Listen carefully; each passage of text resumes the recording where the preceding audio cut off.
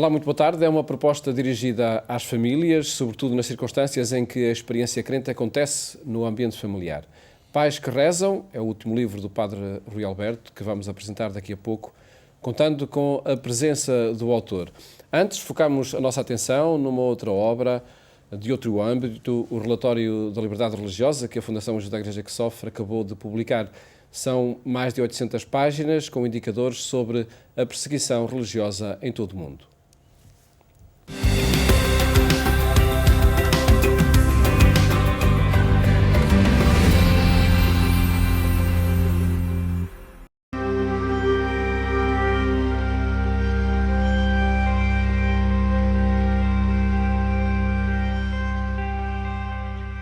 Voltam a estar connosco dois elementos da Fundação Ajuda à Igreja que Sofre, Catarina Martins de Betancourt, diretora do Secretariado Português da Ajuda à Igreja que Sofre, também Paulo Aido, jornalista da instituição. Com eles vamos falar de notícias relacionadas com as questões da liberdade religiosa e perseguição aos cristãos, mas também da importância de se apoiar as comunidades mais perseguidas, que mais sofrem. O lançamento ontem do relatório sobre a liberdade religiosa no mundo vai estar no centro da nossa atenção. Vamos falar sobre este documento, as principais conclusões, as ideias-chave deste trabalho que a Ajuda à Igreja que Sofre publica a nível internacional de 2 em 2 anos. Para já, escutamos as palavras de um especialista nesta matéria, o professor Bielenfeld, um antigo relator especial das Nações Unidas para as questões da liberdade religiosa, que nos fala da importância deste relatório, cujas principais conclusões vamos conhecer logo depois.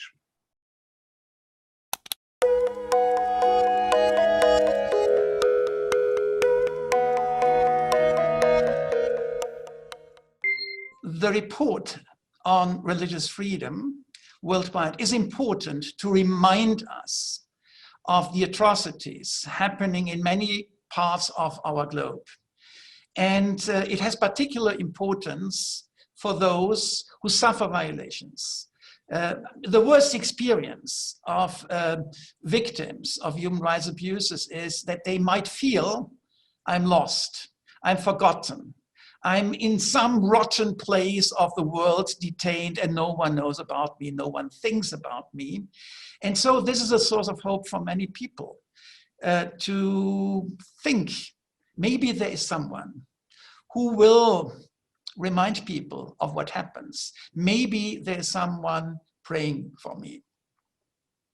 Please stand up for religious freedom.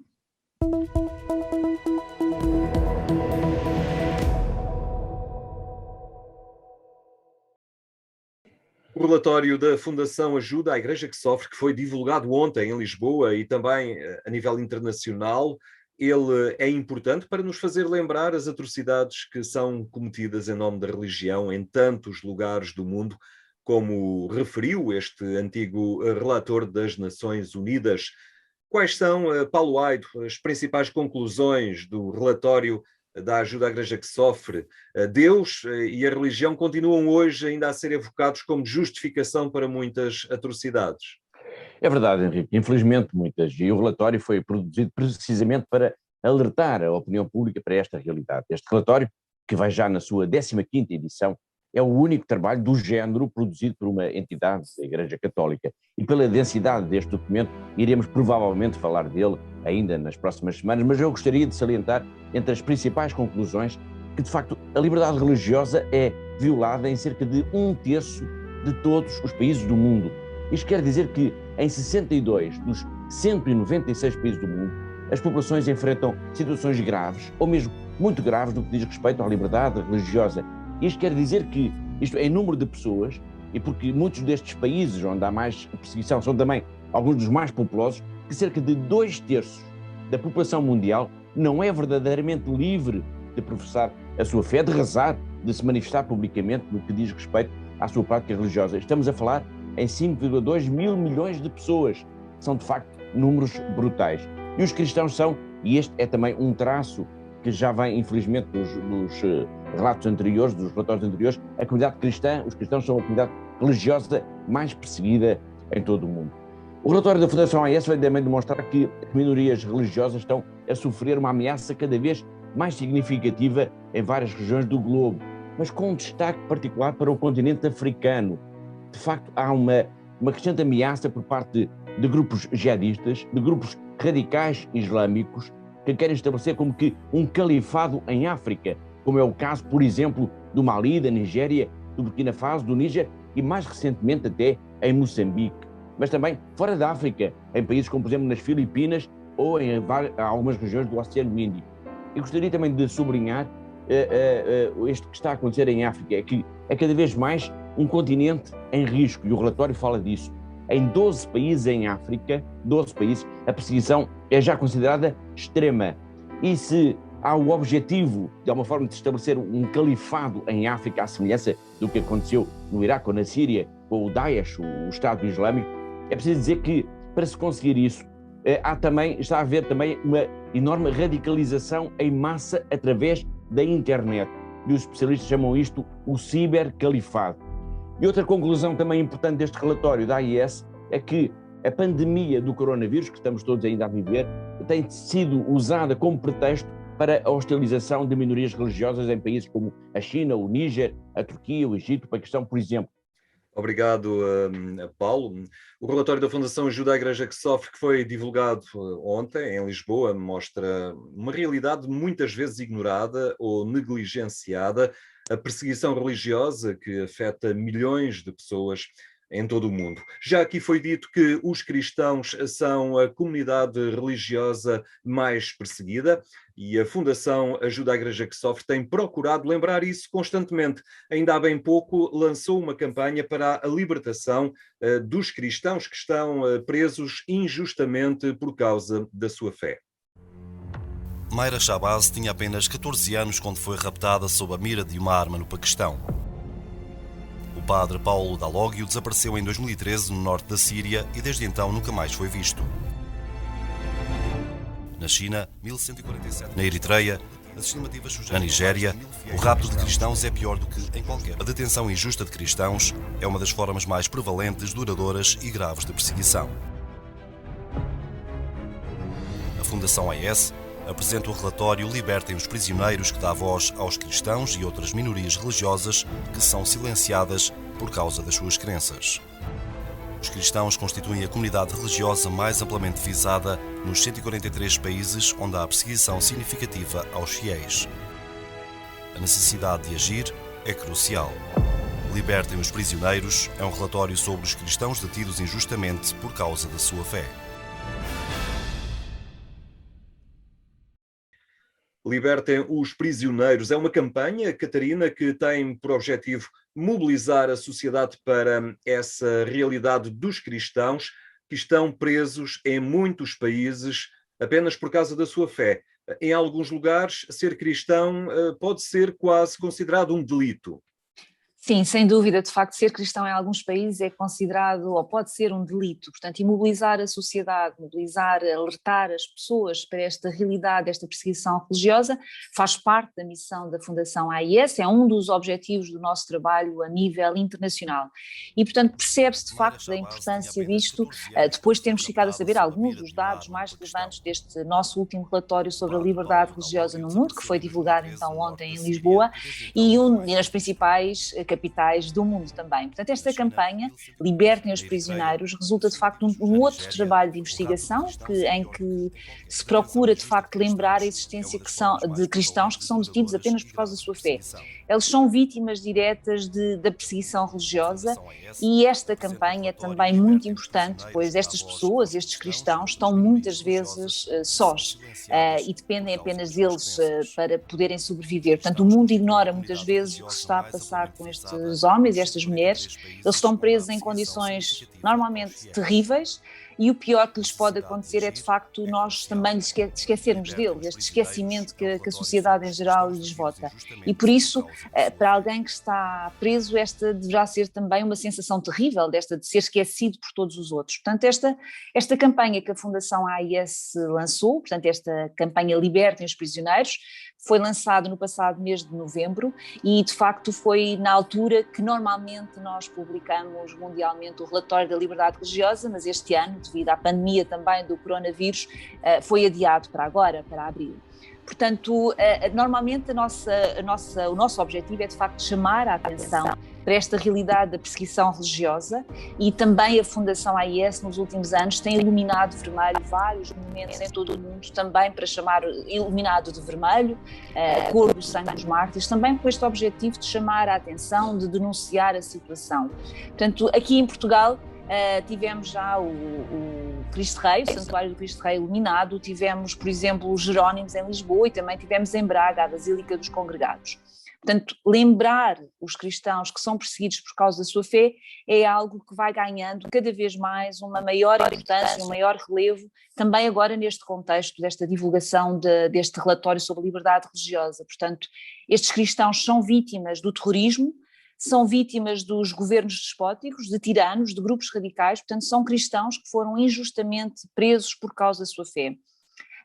Nestas vítimas não podemos deixar de recordar aqui a Asia Bibi, portanto esta mulher simples, mãe de 5 filhos e que passou praticamente uma década da sua vida presa numa prisão, numa cela minúscula no Paquistão, à espera de ser morta. Portanto, ela foi condenada à morte por um crime de blasfémia que não cometeu, e eu recordo que este caso não avançou, não foi cometido a morte desta mulher, exatamente porque houve várias organizações que se debateram, que lutaram pela vida desta mulher, entre as quais a Fundação AIS, que de facto debateu-se vários anos por esta mulher. Infelizmente, e temos que reconhecer, não é a única, há muitas Ásias Bibis que estão presas em muitos países, e a Fundação AIS de facto trabalha todos os dias para estas pessoas, para lembrar estas pessoas, ajudando-as materialmente, rezando por elas, denunciando ao mundo a sua situação. É de facto um trabalho que nós consideramos essencial e não podemos de facto esquecer que há cristãos perseguidos, não podemos esquecê-los, porque se esquecermos estamos de facto a condená-los uma vez mais. Muito bem, Catarina, obrigado Paulo, voltaremos a conversar de hoje a 8 dias. Muito bem. Até lá.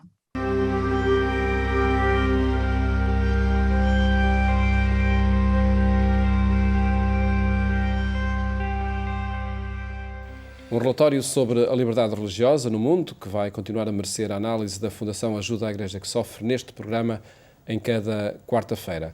Agora falamos de um livro dirigido às famílias, Pais que Rezam, do Padre Rui Alberto, que está hoje connosco e que cumprimento. Muito boa tarde. Obrigado, Padre Rui, por estar neste programa. Que obra é esta que propõe e que dirige às famílias, acredito, enfim, nessa realidade cada vez mais falada de igreja doméstica? É uma obrinha, é uma coisa muito simples, não é? Mas repare, hoje as famílias são uma realidade muito plural em Portugal, não é? Há gente muito militante, muito empenhada na igreja, outros nem por isso, outros têm uma réstia de fé e tal, mas as pessoas com mínimo de boa vontade e consciência, os pais, pressentem que devem fazer o melhor neste processo de ser pais, ser pai, ser mãe, não é? De educar os filhos, de cuidar, tudo isso, não é? E se calhar, muitos, ainda se calhar de uma forma sem palavras e sem ideias muito claras, percebem que a experiência da fé, que para muitos pode ser muito nebulosa, não é? Representa um valor acrescentado, não é? E no fundo, nessa forma absolutamente despretensiosa, pouco estruturada, fiz uma compilação de textos ligados a várias situações do ser pai, uma criança que nasce, uma criança que fica doente, sei lá, o ser pai ao quadrado, um avô que vai ter um neto, levar os miúdos à escola no primeiro dia de aulas, a depressão do filho adolescente, o que for, enfim, as coisas da vida. Oferecer um texto que ajude as pessoas a rezar e a viver essa sua situação num horizonte de fé, com mais esperança, com mais luz, com mais proatividade. Uhum.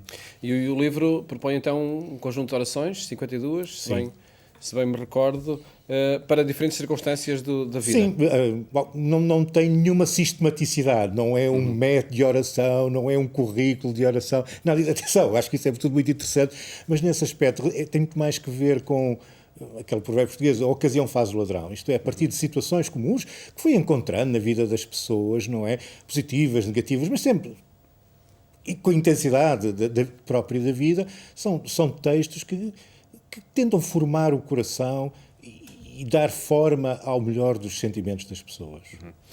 Porque, de facto, a oração acontece de forma espontânea e acredito que nas páginas deste livro vamos encontrar propostas para muitas destas circunstâncias e tendo cada vez mais o foco também para a oração no ambiente familiar e não tanto numa comunidade que agora está, enfim, já esteve fechada, agora está semi-aberta.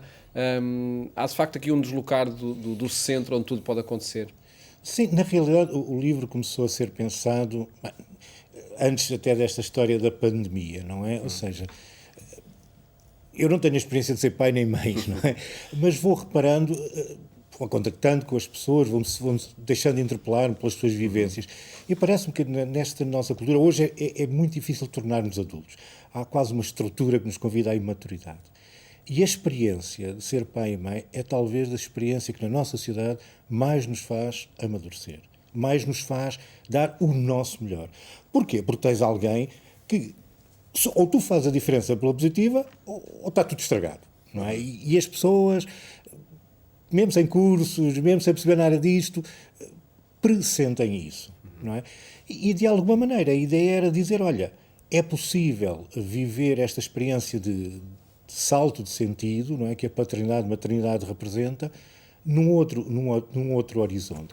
E de alguma maneira dizer, repara, não precisas de ir fisicamente à igreja, isto é, ainda com pouca fé, uma família à Simpson, ou mais estruturada, mais disfuncional, na família que for, não é? Podes encontrar-te com esse Deus que ama, que quer fazer crescer e que te tratou como co-criador, isto é, como colaborador na criação, não é? Como a gente diz, não é? E criar os filhos. Não é? E essa proposta que é feita acontece na certeza de que a oração tem uma relevância também no ambiente familiar e nesse exercício da paternidade. Sim, isto é, todos os inquéritos na área da sociologia mostram que a oração pessoal, enfim, não sabemos exatamente o que é que as pessoas chamam de oração pessoal, continua a ter muito adesão em Portugal, não é? Quer dizer, mais de 80% das pessoas declara que reza, seja lá isso o que for, mais que uma vez por semana pelo menos, não é? E a ideia, no fundo, é dizer, olha, se calhar com estes textos podem ser um bom pré-texto para dar forma para o encontro com Deus, que é transformador e que é fonte de energia para esta tarefa gigantesca que é criar um filho. Entre muitos manuais que encontramos para como ser bom pai ou como ser boa mãe, também aqui uma ferramenta, este livrinho que ajuda. Sim, porque dá-te um horizonte, não é? E acho que coloca. Há aqui dois eixos. Um é de um enorme otimismo, não é? Que contraria todas as razões muito realistas que temos para ser pessimistas. Mas, por outro lado, também um horizonte de humildade, dizer, olha, isto é maior do que tu. E não tens que reagir com desespero ou bater com a cabeça na parede, não é? De uma forma discreta, há um Deus que é a luz, que aponta sentido e que está do teu lado, está com o teu filho, está com o teu neto, em todas as circunstâncias. E acho que isso, sem ser a história da carochinha, dá muita força. É um livro, Pais que Rezam, que chegou há poucos dias, há poucas semanas, às edições salesianas. Como é que foi o trabalho desta editora no tempo que vivemos e que lugar teve o livro também para continuar a proximidade com temas que se calhar ficaram mais isolados? Sim, o livro já está atrasado, no sentido, pronto, o livro estava para sair no início do ano, depois com a história dos confinamentos tudo parou, estivemos com a editora, com as instalações fechadas, continuámos a trabalhar, mas livrarias fechadas, o nosso circuito de contacto, normalmente através de paróquias, movimento estava lá congelado, não é? E, portanto, decidimos lançá-lo só agora depois da Páscoa, não é? É evidente que também esta situação de confinamento, o facto das pessoas estarem em casa, representou, há estudos já que o mostram, representou um custo grande para as famílias, um custo relacional, emocional, as pessoas vêm um bocadinho magoadas das famílias e se calhar também por aí as pessoas começarem a ver a sua própria vida de família, até há dos conflitos que atravessaram à luz da fé, pode ser estimulante, não é?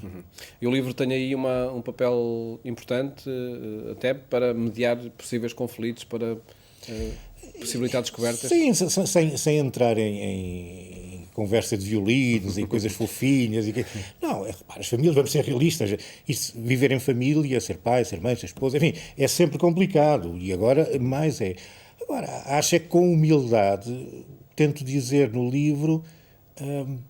isto não é o fim do mundo. Ou seja, este conflito, esta desilusão do teu filho, o desapontamento com a sogra, enfim, todas essas coisas, ou o desemprego, ou o cancro, ou seja, de coisas banais até coisas mais sérias, isto não é o fim do mundo. Aqui temos que nos habituar a ver estas coisitas e coisas grandes como penúltimas. Há uma realidade maior, que é de Deus, não como uma realidade estática, mas um Deus que liberta e que envia para a frente, não é?